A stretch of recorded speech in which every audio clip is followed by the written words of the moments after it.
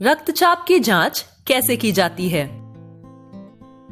शरीर के सारे अंगों तक रक्त पहुंचाने के लिए हमारा हृदय रक्त को एक खास दबाव पर पंप करता है और इसी दबाव को रक्तचाप या ब्लड प्रेशर कहते हैं। ये समझने के लिए रक्तचाप होता क्या है, ये वाला वीडियो देखो।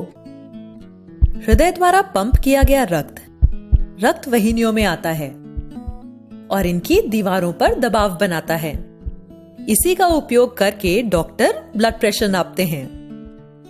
बीपी नापने की यह मशीन स्फिग्मो मैनोमीटर का इस्तेमाल होता है।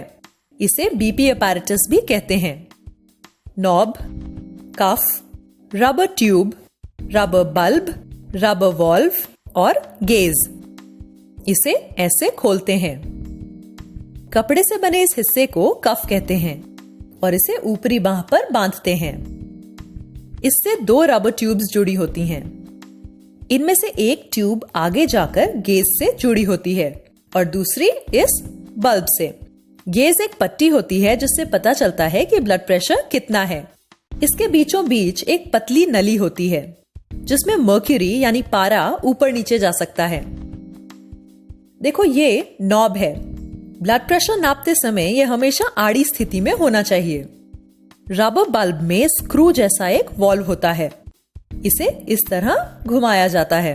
चलो अब देखते हैं कि ब्लड प्रेशर कैसे नापा जाता है।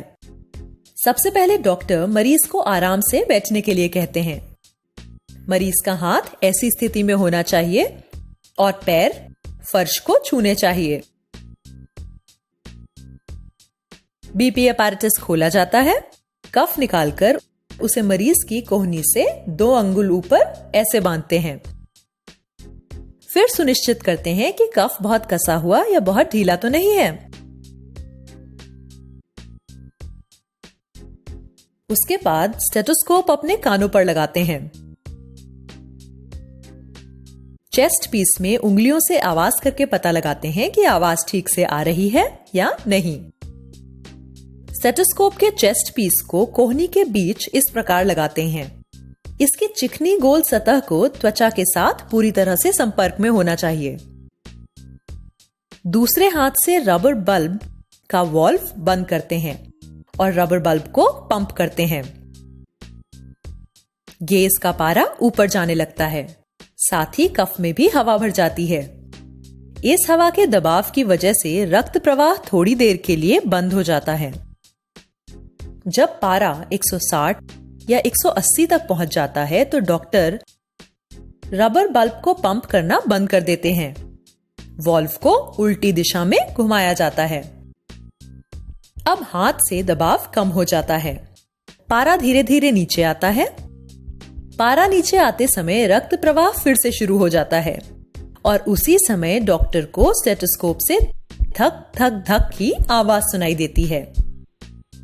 इस आवाज की शुरुआत होने पर पारा जिस स्तर पर होता है उसे दर्ज कर लेते हैं और इसे कहते हैं सिस्टोलिक ब्लड प्रेशर। यहां आवाज 110 पर आना शुरू हुई है। पारा नीचे आते समय यह धक धक आवाज आती रहती है और एक जगह पर बंद हो जाती है। आवाज बंद होने पर पारा जिस स्तर पर होता है उसे डायस्टोलिक ब्लड प्रेशर के रूप में दर्ज करते हैं। यहाँ पारे के 70 पर पहुंचने पर यह आवाज आनी बंद हो गई है तो वॉल्व को पूरा घुमाया जाता है। डॉक्टर कफ में बची हुई हवा को निकाल देते हैं। स्टेथोस्कोप को कान से निकालते हैं। मरीज के ऊपरी बांह में लगे कफ को हटाते हैं और बीपी अपैरेटस उचित जगह पर रख देते हैं।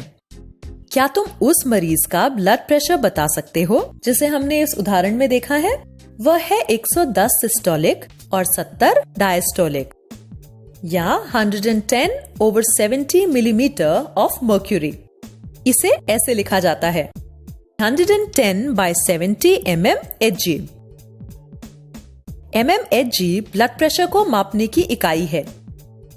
110/70 मिलीमीटर ऑफ Hg यह सामान्य ब्लड प्रेशर होता है। ब्लड प्रेशर 140/90 mmHg से ज्यादा हो तो उसे हाई ब्लड प्रेशर कहते हैं